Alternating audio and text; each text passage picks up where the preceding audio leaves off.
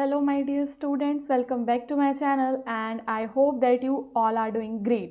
इस वीडियो के अंदर हम MPSC 04 के कुछ इम्पॉर्टेंट क्वेश्चंस को विद देयर आंसर्स कवर करने वाले हैं एंड ये हमारी इम्पॉर्टेंट क्वेश्चन सीरीज़ का पार्ट 3 वीडियो है। इससे पहले के जो भी वीडियोस हैं उन सभी का लिंक आपको पूरी प्लेलिस्ट का लिंक गाइस मिल जाएगा डिस्क्रिप्शन में, तो वहाँ से जाके आप जो रिमेनिंग वीडियोस हैं उन्हें देख सकते हैं। और अगर आप MPSC 004 का जो गेस्ट पेपर है उसे परचेज़ करना चाहते हैं तो आपको हमारे इस नंबर पे व्हाट्सएप पे कांटेक्ट करना होगा and you can buy your guess paper here. Okay, so इससे पहले के क्वेश्चंस यानी कि टोटल 8 क्वेश्चंस हम अपने 2 प्रीवियस पार्ट्स में कवर कर चुके हैं and now this is question number 9। Question number 9 में आपको M.N. Roy humanist critic of Marxism. Okay, so M.N. Roy के द्वारा जो उन्होंने मार्क्सिज्म को क्रिटिसाइज किया है ना, उससे रिलेटेड है ये, उसके बारे में आपको मतलब आलोचनावादी आपको चर्चा करनी है। सो M.N. Roy was initially a committed Marxist. तो शुरुआत में क्या हम देखते हैं कि जो M.N. रॉय हैं वो शुरुआत में गाइज मार्क्सवादी ही थे, लेकिन बाद में उन्होंने मार्क्सिज्म का एक क्रिटिक प्रस्तुत किया leading to the formation of his theory of radical humanism. तो हम यहाँ पे क्या देखते हैं कि M.N. रॉय के द्वारा जो दी गई थ्योरी है उसका नाम है रेडिकल ह्यूमनिज्म। ओके, सो M.N. रॉय प्रारंभ में एक कट्टर मार्क्सवादी थे, किंतु बाद में उन्होंने मार्क्सवाद की मानवतावादी आलोचना विकसित की, जिसके परिणाम स्वरूप रेडिकल ह्यूमनिज्म का सिद्धांत सामने आया। उनकी आलोचना का अधिकार यह था कि मार्क्सवाद व्यक्ति को अमूर्त ऐतिहासिक शक्तियों और राज्य के अधीन कर देता है। ठीक है, तो कुछ हिस्टोरिकल फोर्सेस एंड स्टेट को लेकर वो मतलब मार्क्सवाद को एब्स्ट्रैक्ट आइडिया बताते हैं जिसको रियल में मतलब फॉलो करना, रियल में लागू करना पॉसिबल नहीं है। तो यहाँ पे जो M.N. रॉय है गाइज वो क्रिटिसाइज करते हैं इकोनॉमिक डिटर्मिनिज्म इन मार्क्सिज्म।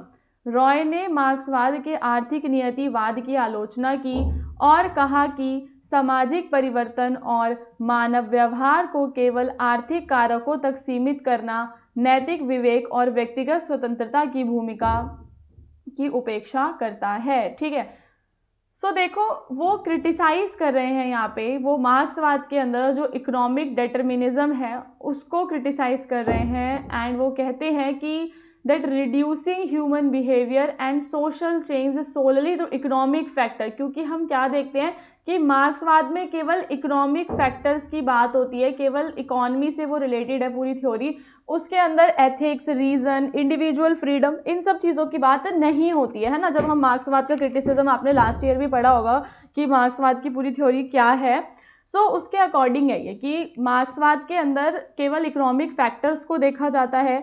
जो दूसरी चीज़ें हैं, ठीक है, जैसे कि व्यक्ति की स्वतंत्रता और आपका जो है जो नैतिकता होती है, व्यक्ति का विवेक जो होता है, उन सारी चीज़ों को मार्क्सवाद में इग्नोर किया जाता है।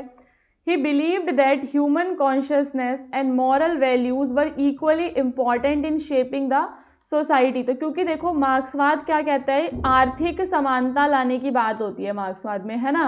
और आर्थिक समानता कैसे आएगी, जब एक दिन जो हमारा लेबर वाली जो हमारी क्लास है, जो हमारा प्रोलेटेरिएट वर्ग है, वो बुर्जुआ वर्ग की सत्ता को उखाड़ फेंकेगा, तो फिर वहाँ पे जो है सोशलिज्म की स्थापना हो जाएगी और जो ये क्लास डिवीज़न है वो ख़त्म हो जाएगा।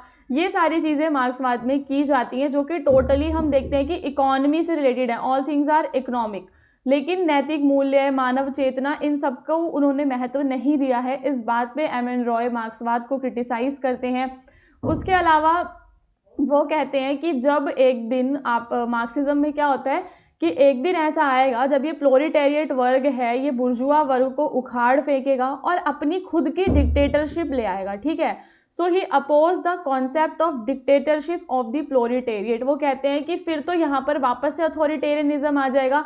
तो जेन्युइन आप लिबरेट कहाँ हुए, पहले जो है आपके ऊपर बुर्जुआ वर्ग का, जो बुर्जुआ वर्ग था वो शासन कर रहा था, बुर्जुआ वर्ग को उखाड़ के फेंका मजदूर वर्ग ने, और मजदूर वर्ग ने खुद का जो है डिक्टेटरशिप स्थापित कर लिया। तो इस चीज़ के वो खिलाफ थे, तो उन्होंने सर्वहारा वर्ग की तानाशाही की जो अवधारणा मार्क्सवाद में दी जाती है उसका विरोध किया और इसे वास्तविक मुक्ति के बजाय अधिनायकवाद की ओर ले जाने वाला माना। रॉय के अनुसार व्यवहार में मार्क्सवादी क्रांतियां पार्टी तानाशाही और व्यक्तिगत स्वतंत्रताओं के दमन में बदल गईं, जैसे कि हमने सोवियत संघ में भी देखा। तो इंस्टेड ऑफ क्लास स्ट्रगल, ठीक है, मार्क्सवाद के अंदर दोस्तों हम क्या देखते हैं कि क्लास स्ट्रगल को बहुत ज़्यादा इंपॉर्टेंस दी जाती है, बट यहाँ पे जो एम.एन. रॉय हैं वो इंडिविजुअल फ्रीडम को इंपॉर्टेंस देते हैं, ठीक है। तो वर्ग संघर्ष के स्थान पर रॉय ने व्यक्तिगत स्वतंत्रता, तर्कशीलता, लोकतंत्र और मानव अधिकारों को न्यायपूर्ण समाज की आधारशिला माना, ठीक है, कि human rights are also very important if you want to create a just society और for the foundation of a just society human rights are important, democracy is important. ये सारी चीजें एम.एन. रॉय ने दी। इवन मतलब कि केवल क्लास स्ट्रगल को क्यों इंपॉर्टेंस दी जाती है, that is why. So his radical humanism rejected both capitalism and orthodox Marxism. तो ओवरऑल हम क्या देखते हैं कि उनका जो ये उग्र मानवतावाद था वो पूंजीवाद और रूढ़िवाद मार्क्सवाद दोनों को अस्वीकार करता है और विकेंद्रीकृत लोकतांत्रिक और नैतिकता आधारित सामाजिक व्यवस्था की वो वकालत करते हैं, ठीक है। So he advocates for a decentralised democratic and ethically grounded social order. इसके बाद गाइज आपका आप इंक्लूजन कंक्लूजन भी आप इसमें दे सकते हो। So M.N. Roy humanist critique of Marxism represent a shift from historical materialism to ethical humanism. Okay, so क्या है, ये ऐतिहासिक भौतिकवाद से नैतिक मानवतावाद की ओर एक संक्रमण है जिसमें वर्ग या राज्य के बजाय व्यक्ति को सामाजिक और राजनीतिक जीवन के केंद्र में रखा गया है। सो ये सारे के सारे आपके इंपॉर्टेंट पॉइंट हो जाएंगे जिसमें आप M.N. रॉय का जो मार्क्सवादी क्रिटिक है वो आपको पूरा समझाना है। फिर गाइस चलते हैं हमारे अगले क्वेश्चन पे, जहाँ पे आपको M.S. गोलवॉकर का जो व्यू है अबाउट द हिंदुत्व, ठीक है, हिंदुत्व पर M.S. गोलवलकर के विचारों पर एक निबंध आपको लिखना है। तो M.S. Golwalkar one of the most influential ideologues of the Rashtriya Swayamsevak Sangh, तो वो गाइज RSS के पार्ट थे एंड वो हिंदुत्व को एक कल्चरल और सिविलाइजेशनल कॉन्सेप्ट मानते हैं रेदर देन रिलीजियस वन, ठीक है। सो एक बार रिवाइज करते हैं क्या कि जो M.S. गोलवलकर हैं वो राष्ट्रीय स्वयंसेवक संघ के प्रमुख विचारकों में से एक थे। उन्होंने हिंदुत्व को केवल एक धार्मिक अवधारणा नहीं बल्कि एक सांस्कृतिक और सभ्यगत विचार के रूप में प्रस्तुत किया। उनके अनुसार हिंदुत्व हिंदू राष्ट्र की सामूहिक पहचान का प्रतीक है, ठीक है। क्या है, हिंदुत्व जो है गाइस वो रिप्रेजेंट करता है collective identity for the Hindu nation, जिसमें हमारे कल्चर, हिस्ट्री, ट्रेडिशंस, वो सारी चीज़ें आ जाती हैं जो हमारी साझा चीज़ें हैं। और उन्होंने भारत को मूलतः एक हिंदू राष्ट्र माना जिसे एक समान सभ्यगत चेतना ने आकार दिया। ही believe that national unity could be achieved only through cultural homogeneity, ठीक है। तो गोलवलकर का मानना था कि राष्ट्रीय एकता केवल सांस्कृतिक समरूपता के माध्यम से ही संभव है। तो मतलब कि सारा जो सब लोगों का कल्चर सेम होना चाहिए। So he argued that minorities could live in India, कि अगर माइनॉरिटीज़ को इंडिया में रहना है पूरी प्रोटेक्शन के साथ तो उन्हें हिंदू धर्म को स्वीकार कर लेना चाहिए और फिर वो अपने आप को इस नेशन से जोड़ सकते हैं, ठीक है। तो उन्होंने तर्क दिया कि अल्पसंख्यक भारत में पूर्ण सुरक्षा के साथ रह सकते हैं बशर्ते वे हिंदू संस्कृति की प्रधानता को स्वीकार करें और स्वयं को राष्ट्र से एकाकार करें। उनके विचारों में अनुशासन, सामाजिक एकता और व्यक्तिगत हितों की तुलना में राष्ट्र हितों की प्रधानता थी। मतलब कि वो हिंदू कल्चर को प्राइमरी माने, ठीक है, उससे रिलेटेड है ये कि हिंदू कल्चर को प्राइमरी माने, उसको प्रधानता दें। सो क्रिटिक गाइज आर्ग्यू करते हैं कि उनका ये जो हिंदुत्व है ये प्लूरलिज्म और डाइवर्सिटी के खिलाफ है एंड इंडियन की जो पूरा सोसाइटी है वो काफ़ी ज़्यादा प्लूरलिस्टिक सोसाइटी है एंड मल्टीकल्चरल सोसाइटी है। तो ये उस चीज़ के खिलाफ है। जो सपोर्टर्स हैं वो कहते हैं कि नहीं, ये आइडिया बेटर है बिकॉज ये हमारे देश की नेशनल आइडेंटिटी को, कल्चरल यूनिटी को स्ट्रेंथ प्रोवाइड करता है। तो दोनों चीज़ें हैं, जैसे कि आलोचक क्या मानते हैं कि गोलवलकर की हिंदुत्व की व्याख्या भारत की बहुलतावादी और विविधतापूर्ण प्रकृति को सीमित करती है, वहीं समर्थक उनके विचारों को राष्ट्रीय पहचान और सांस्कृतिक एकता को मजबूत करने का प्रयास मानते हैं। नाउ इन द कंक्लूजन आप बताएंगे कि M.S. Golwalkar's views on Hindutva presents a vision of nationhood rooted in cultural nationalism। ठीक है, कि वो कल्चरल नेशनलिज्म चाहते थे, सांस्कृतिक राष्ट्रवाद पर उनकी पूरी आइडियोलॉजी आधारित है।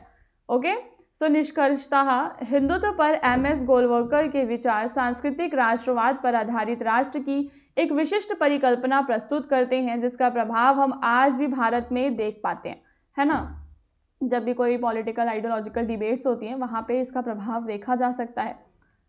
इसके बाद आपका अगला क्वेश्चन है जहाँ पे आपको रविंद्रनाथ टैगोर के जो आइडियाज़ है ना दोस्तों अबाउट नेशनलिज्म, ठीक है, नेशनलिज्म को लेके रविंद्रनाथ टैगोर के आपको आइडियाज़ यहाँ पे डिस्कस करने हैं।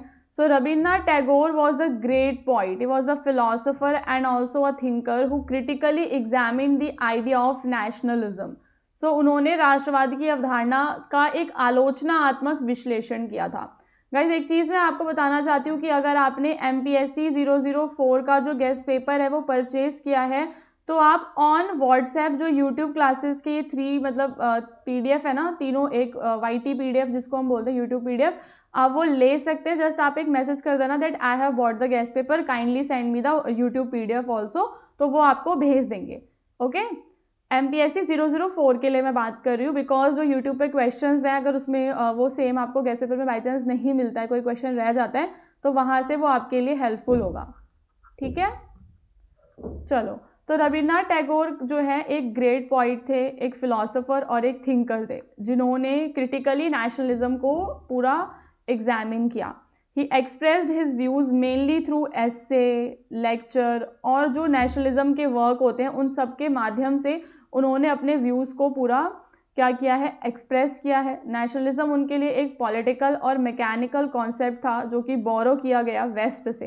ये चीज़ ध्यान रखना कि टैगोर राष्ट्रवाद को पश्चिम से ली गई एक राजनीतिक और यांत्रिक अवधारणा मानते हैं और उनके अनुसार अति राष्ट्रवाद संकीर्णता, आक्रामकता और राष्ट्रों के बीच संघर्ष को बढ़ावा देता है। ठीक है, तो अति राष्ट्रवाद नहीं होना चाहिए क्योंकि उससे संघर्ष होते हैं, ऐसा वो मानते थे। एंड ब्लाइंड पैट्रियटिज्म का जो आइडिया है, okay, so he strongly criticise the idea of blind patriotism that suppresses human values and moral conscience. तो उन्होंने अंध राष्ट्रभक्ति की कड़ी आलोचना की जो मानवीय मूल्यों और नैतिक विवेक को दबा देती है। And he believed that nationalism prioritise the state over humanity. Tagore का मानना था कि राष्ट्रवाद मानवता की तुलना में राज्य को ज़्यादा अधिक महत्व देता है। तो मतलब कि राष्ट्रवाद में राज्य को इतना महत्व दिया जाता है, इस चीज़ के वो खिलाफ थे, बल्कि वो चाहते थे कि जो महत्व है वो मानवता को दिया जाए। He argued that true freedom can not be achieved. अगर आप दूसरे देशों से नफरत करोगे तो आप खुद सच्ची आज़ादी नहीं पा सकते हो।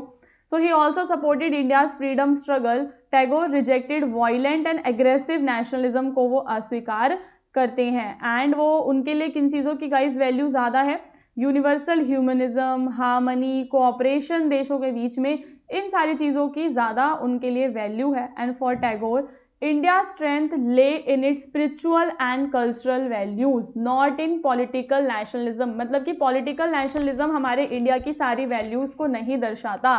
टैगोर के लिए भारत की शक्ति उसकी आध्यात्मिक और सांस्कृतिक मूल्यों में थी, ना कि केवल राजनीतिक राष्ट्रवाद में। इन द कंक्लूजन आप बताएंगे that Tagore's idea of nationalism was deeply rooted in humanism and moral values.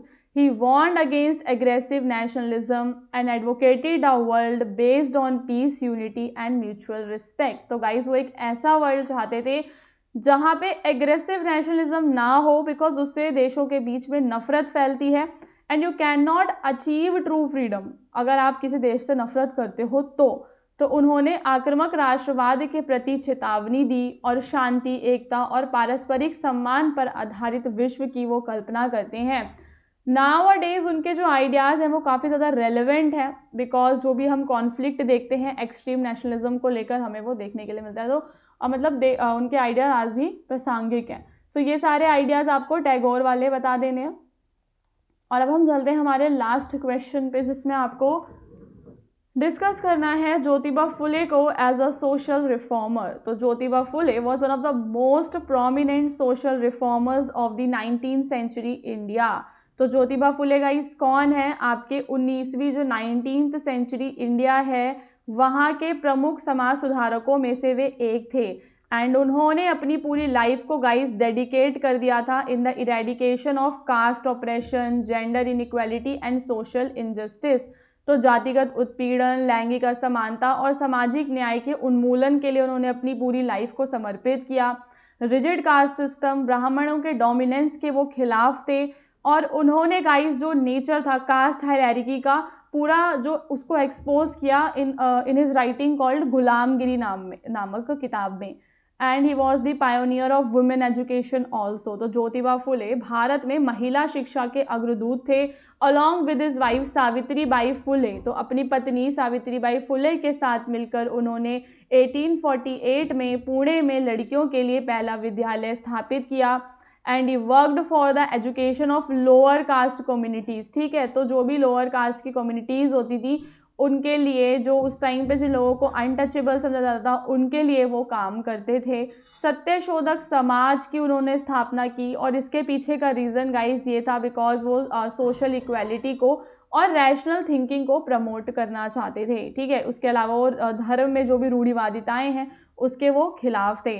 तो उन्होंने धार्मिक रूढ़िवादिता की आलोचना की और समानता तथा नैतिकता पर आधारित धर्म का समर्थन किया। He also worked against the social evils. तो समाज के अंदर जो बाल विवाह, विधवाओं का शोषण, इस तरह के सामाजिक जो बुराइयां थी उनके भी वो विरुद्ध थे, उनके खिलाफ उन्होंने संघर्ष किया। So in the conclusion we can say that he emerges as a radical and pioneering social reformer. तो ज्योतिबा फुले एक क्रांतिकारी और अग्रणी समाज सुधारक के रूप में उभरते हैं जिन्होंने सामाजिक असमानता की जड़ों को दोस्तों चुनौती दी। एंड उनके जो आइडियाज़ हैं उन्होंने आगे के जो सोशल मूवमेंट्स हैं उनके लिए फाउंडेशन रखा, समाज में सोशल जस्टिस को प्रमोट किया, जो भी आपकी जो मार्जिनलाइज्ड कम्युनिटीज़ थी उनको सशक्तिकृत किया। तो इनकी लेगेसी आज भी कंटिन्यू करती है और समय समय पर इक्वालिटी के स्ट्रगल्स के लिए, ह्यूमन डिग्निटी के स्ट्रगल्स के जो हमें मॉडर्न इंडिया में देखने के लिए मिलते हैं उनको उनकी चीज़ें प्रेरणा भी देती हैं। So this is all for your MPSC 004। I hope कि आपका एग्ज़ाम अच्छा जाए। All the best for your examination.